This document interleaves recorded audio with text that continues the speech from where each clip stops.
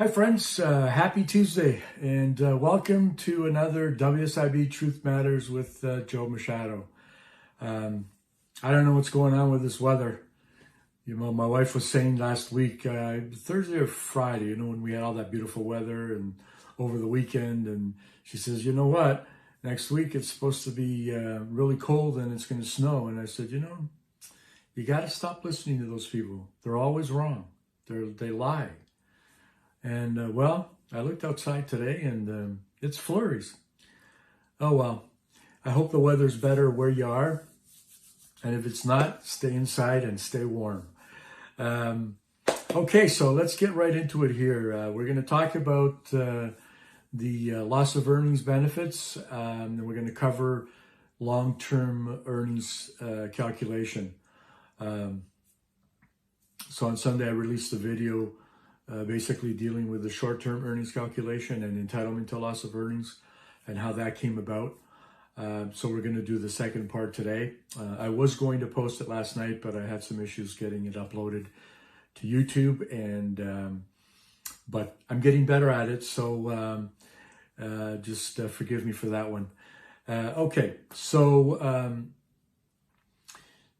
much of the content that I'm going to talk about is covered under policy document 180203, and I'm going to put that below here so that you can see it if you want to go online and refer to it, or have a look at the policy. It's quite an extensive policy because it deals with workers in permanent employment and workers in non-permanent employment, so the calculations are somewhat different.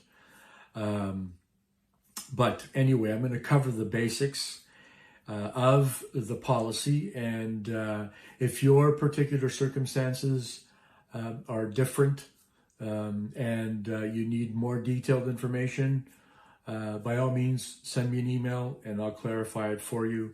There are certain topics within the policy I'm not going to cover today because they're just going to confuse you, and they may or may not apply in your case.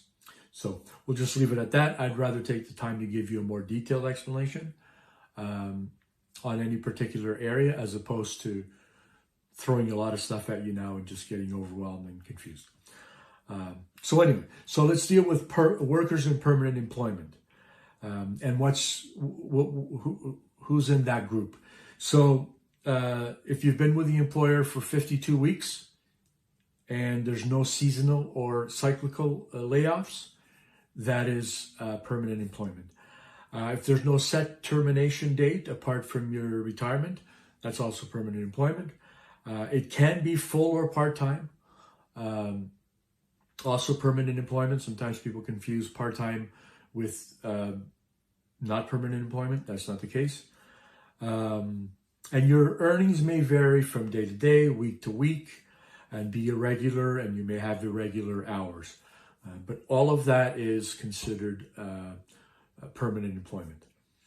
So in most cases, your long-term average earnings are going to be very similar or the same as the short-term average earnings, as I covered on Sunday. The factors that go into that calculation are pretty much very consistent. The long-term earnings calculation takes place and begins on the 13th week of benefits. So you're going to receive your 12 weeks of the short-term earnings calculation. And then once the long-term earnings calculation is done, it kicks in on the 13th week and subsequent to that. If there's a break in that 12-week period, then you may be dealing with a recurrence situation. And it's also covered in the policy, so I'm not really going to get into that. But yes, generally, in most cases, long-term earnings calculation and implementation of that payment process starts on the 13th week. It also applies to workers who are salary-based or on commissions, or, for example, drivers that are paid by the mileage. All fall under this permanent employment category. So we're going to move on to The non-permanent employment part of the policy, actually this one is covered under policy 180204. The link is also here below, so you can have a look at it. It's also paid from the 13th week onward. Now, where there's a difference here is that where they're going to be different from the short-term calculation is that workers involved in non-permanent employment, their work periods may fluctuate. So where they're moving from job to job, they have periods of unemployment. Moving from job to job, you can see that in construction, for example, where you're hired by one company for a few days or a few weeks, and then you move to another company and so on. Where there's periods of higher or lower earnings, again, that's when you're moving from one job to another and the earnings fluctuate. You shouldn't be penalized because of that. And so when it comes to workers that are designated, excuse me, or fall under the category of non-permanent employment, the WSIB automatically proceeds with the recalculation. And you're going to be required to provide information to enable them to do that. I'm going to get into the specific information that's required in a moment. So generally, workers in non-permanent employment are hired for a very specific period of time, or work for a temporary period through, for example, a union hall, like I was saying in construction, or you're working for another one is employment agency, where you may go from one employer to another. And generally that period is predictable. So there's a set beginning and end date. And so they're generally considered, or you're considered, if you're in this situation as a non-permanent employee, you're considered a contract worker or seasonal or cyclical worker, or temporary agency workers, as I previously alluded to. So that basically covers the aspects of what's considered permanent employment for the purposes of doing the long-term earnings calculation, and what's considered non-permanent employment for the purposes of the long-term earnings calculation of your benefits. Now, there are other factors that are in the policy, such as breaks in employment pattern. How does that affect the recalculation? Non-earning periods. How is that taken into effect?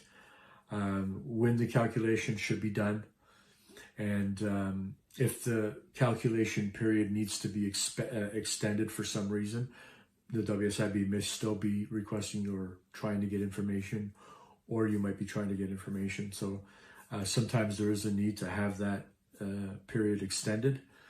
Non-earning periods are excluded from the calculation. Non-earning periods that are included in the calculation, the method of calculation, the calculation for severely impaired workers. As I mentioned before, also the recurrences, how recurrences are handled, and the 72-month lock-in review. And talking about recurrences, I just want to give you an example of, I was corresponding with a viewer yesterday. He had some questions about his situation and sent me an email. You might be watching this video. Anyway, and I thought it was interesting, and I'll cover it here because it's actually a very interesting scenario that does actually happen. More so with certain types of injuries where you're susceptible to having recurrences. So in this particular case, the gentleman was injured in 2020, and I believe he was off for 7 weeks. And he was a high wage earner. So the WSIB did a short-term earnings calculation, and they ended up paying him at the statutory maximum. And so there was quite a bit of money he was losing. But unfortunately, that's the law. And the law hasn't caught up with the times yet. Well, I think that's by design. But anyway, so he was earning significantly less, and because he was at the maximum. And so there is a statutory maximum that is covered for each year. And the WSIB posts that information. So regardless of what you're earning, if your earnings are beyond that statutory maximum, you're going to be paid at the maximum. And there's really nothing that can be done about it. So he was off work for 7 weeks, didn't quite receive his full 12 weeks of short term. And then he went back to work. And about 3 years later, it was about 3 years later, he had a recurrence. And so the WSIB restarted his payment, but they're paying him less than the statutory maximum. So then what he earned back in 2020. And so he had a question about that as to whether or not that was right. And also he had a question about, does the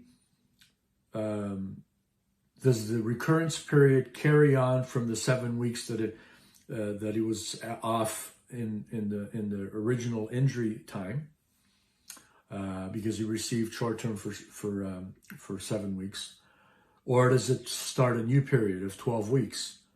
And how are the long-term earnings calculation done, and does that affect his rate? So after a couple of responses, I was able to get all the information that he needed. And so unfortunately, the first part is they must restart a new 12-week period, not tack on to the previous 7 weeks. And that's very clear in the policy. And the long-term earnings calculation, which I believe they're in the process of doing now, should start on the 13th week, because he said he was going to be off for 6 months. And there should be no interruption in his payment, which should come every 2 weeks. That's how loss of earnings benefits are paid.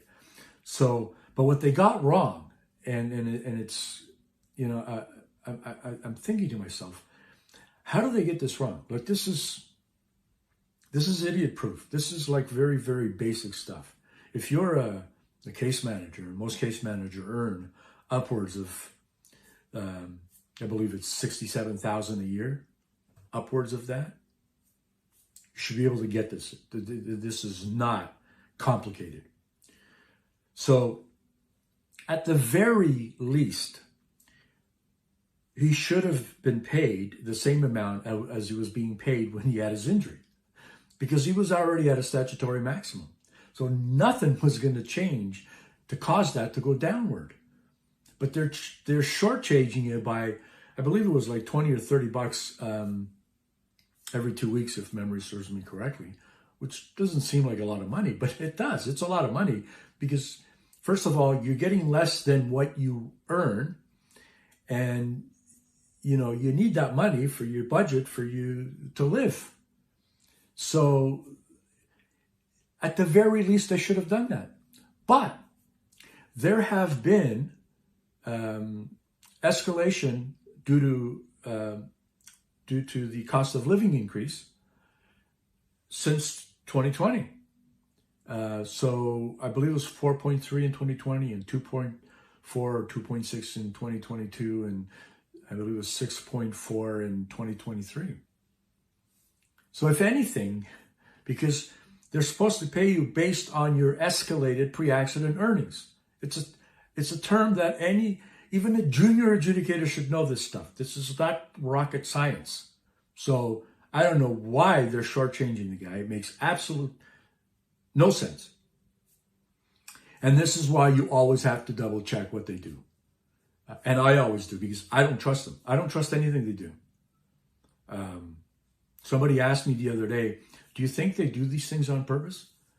And I thought for a moment, yeah, there's two responses to that. One of them is, yes, very, very definitely, because they do things that is done on purpose. And the other one is just a lack of competence. And I'm not trying to put it all on case managers. In a lot of cases, it's not their fault. Because if they haven't been provided with the training, well, they're not going to know any better. But you shouldn't have to suffer because of that. They have a very, very large payroll, or that I'm going to talk about in one of my future videos, that everybody should be a freaking expert on what they're doing. You shouldn't have to fucking wait for some schmuck to do a calculation and shortchange you 20 or 30 bucks. It doesn't make any sense. Anyway, I'm getting worked up, so I'm going to calm it down a little bit here. So he's going to get it resolved. I sent him the policy, and it should be, somebody should be able to, in the payment department, should be able to punch in a couple of numbers and get it done and pay him what they owe him. In order for the WSIB to conduct these calculations, they need information from the worker and the employer. The employer is also compelled to provide information, such as income and deduction statements from the CRA, Canada Revenue Agency, T4 statements from your employer. If you have copies of that, that helps because you can get it in faster. Paycheck stubs also. I've had clients, you'd be surprised. I've had clients who have gone back 30 years and have had copies of all their pay stub for those 30 years. Mind-boggling, but some people do that. Your record of employment, that's usually submitted for EI. They need that because that helps with the calculation of if you're in non-permanent employment where there's periods of layoff. And so whether they're going to factor those periods of layoff into the calculation or not. These are the other parts of the policy I was telling you about that can be confusing. And letters from prior employers to confirm employment. So these are all of the different pieces of information that they need to be able to do those calculations. So I'm also going to put a chart on the screen here, and this is under policy 180202. And I used this chart when I did my Sunday short-term earnings calculation video. And you'll be able to see on the chart what earnings are considered for the basis of the earnings basis for long-term employment calculations. You'll be able to see from the chart, and the link is just right here, right below. So if you can write that down. Again, if you have any specific questions about your particular situation, I would be very, very happy to help you with that. Just send me an email, and I'll get all the information that you need so that you know what your rights are, and you know if you're being treated fairly or not. So I have a very important series coming up. It's a 3-part series, and it starts on Thursday. It'll go Thursday, Friday, and Monday. And there'll be short videos, probably 15 minutes or so, 15, 20. I like to keep them short so that you're not overwhelmed with all this information. But I don't want to rush it either, and then you have questions. So, and what I'm going to talk about is something that I've gotten feedback and heard over the years, over and over, where injured workers feel ignored. They feel like they have no power. They feel like they don't get any information from WSIB when they need it. Sometimes they're left hanging. If they ask questions, they're left hanging. They don't get responses. Over and over. This is a culture. This is part of that culture, and I could write a whole book on it. And what I did to break through that, and I'm going to talk about that in my series coming up. It's almost like an epidemic. You know that typically government agencies, they do take a little bit of time getting you things that you need, and I wouldn't say not in large part, but you know that happens. But this organization it's an epidemic. It's just so bizarre dealing with these people. And I'm not a very patient person. So when I first started, I had to find a way to kick through that, to get through that armor that they put up where they just ignore you and hope you go away and all that kind of crap. It doesn't work for me. So I did. And they hated me and they loathed me and they hate me even more. And that's fine, because the way I looked at it was, if you hate me that I'm on you, then I'm pushing the buttons in the right place. And I wasn't rude. I was very professional in how I conducted myself with them, but I wasn't about to wait around. And so part of my strategy to break through that was to learn about their infrastructure. Who calls the shots? Who makes decisions? Who reports to who? Right? And I got it.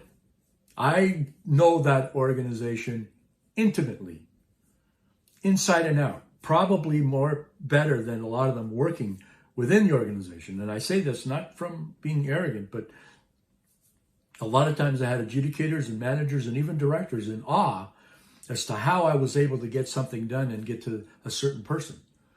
I had a direct line to VPs, directors, managers in Treasury, from Ottawa to Thunder Bay and Windsor and Fort Erie and everywhere in between.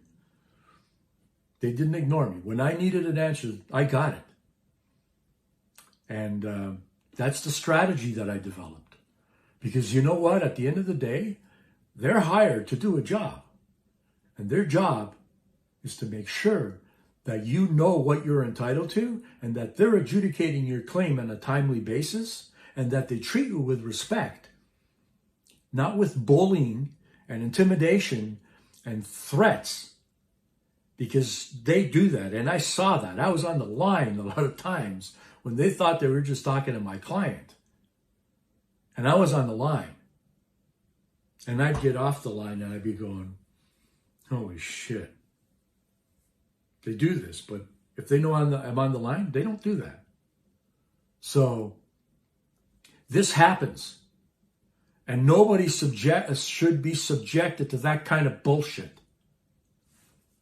You have enough to deal with an injury, trying to get healthy, to go back to work, put money on the table, or put money in the bank to feed your kids and pay your bills. Nobody should be treated that way. Nobody. And it's still happening to this day. So I'm going to show you how to avoid that, how to take back your power. It is your power. And somehow they thought that they could take it away and pull it and make you feel like this. But I'm going to show you how to do it. I'm going to give you the tools and the strategy how to do it, because they're not going to ignore you. Trust me. Believe me. The systems and the tools that I put in place, they're not going to ignore you. You know why? Because everybody has a pressure point. And when I trained my staff, my paralegals and file assistants and other support staff in our records department and file access department, when I taught them, I was very, very clear on this strategy. And it basically started with, you're not here to make friends with them.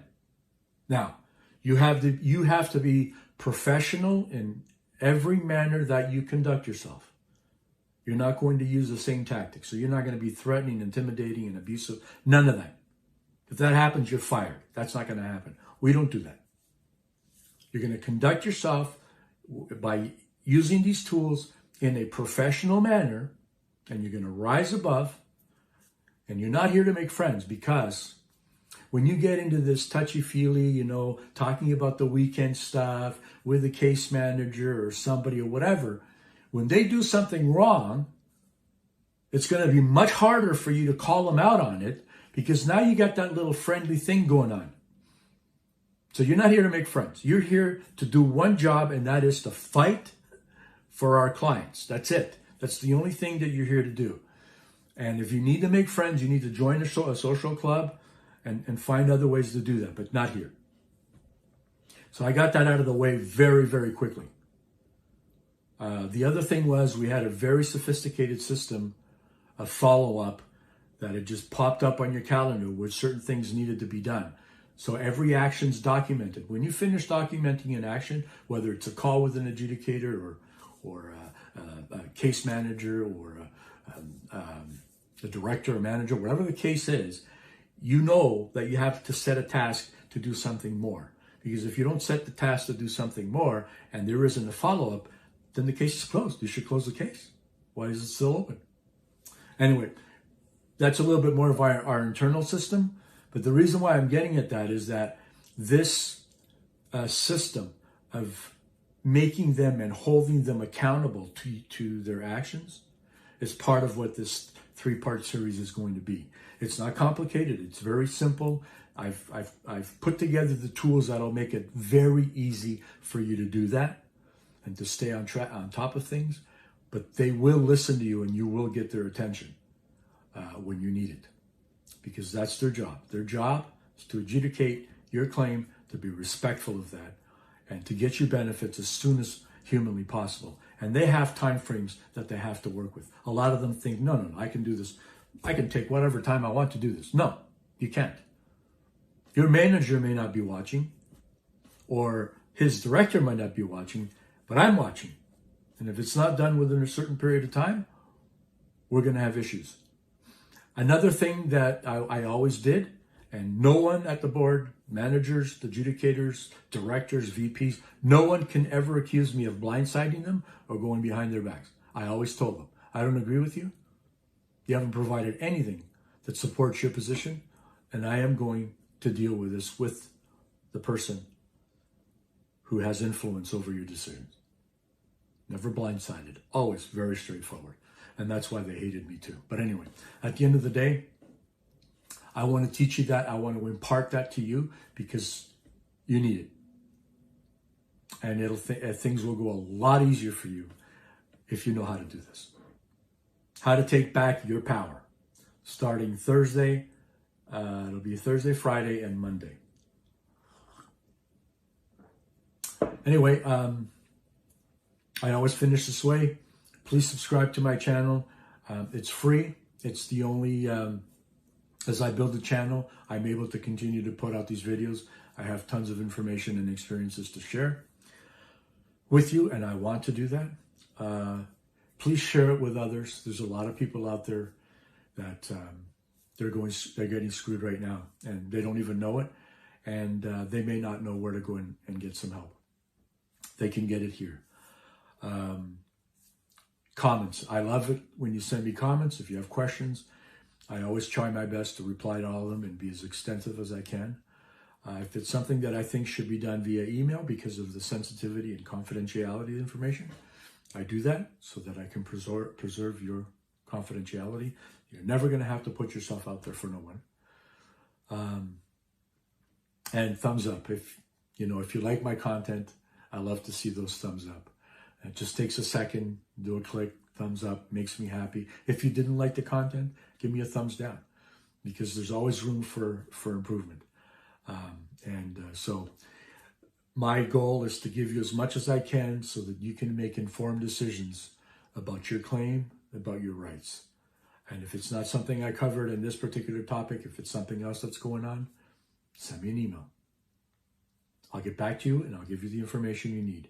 It may not always be what you want to hear, but at least you'll be able to get some closure. It's like I said to this gentleman, we were back and forth yesterday. I said, unfortunately, there's a statutory maximum, and you're never going to be able to recover your earnings and how much you used to earn. But see, now he's able to get closure. And I also sent him the policy. So you not only just getting it from me, but he can see the policy and it's right there. So sometimes that kind of closure is important. Watch my shorts for a little bit of a sneak preview of what's coming up. Not my actual shorts, but I still laugh at this one. It's a YouTube format where you can it's just for 60-second or less videos where you can promote all kinds of stuff. Anyway, friends, thank you for watching. I really enjoy giving you this information and doing these videos for you. And so I'll see you in the next one. Have a great evening. Take care.